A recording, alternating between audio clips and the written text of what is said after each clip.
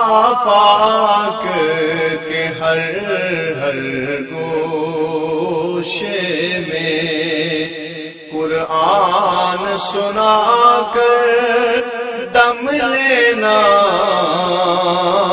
اب رکنا نہیں، اب تھمنا نہیں، فردوس میں جا کر دم لینا۔ السلام علیکم ورحمۃ اللہ وبرکاتہ۔ ناظرین، یقیناً آپ خیریت سے ہوں گے۔ یہ ایک دوست نے سوال کیا ہے کہ میوزک کے ساتھ نعت پڑھنا کیسا ہے؟ جواب سماعت فرمائیے۔ حمد اور نعت میوزک کے ساتھ پڑھنا اور سننا ناجائز اور حرام ہے۔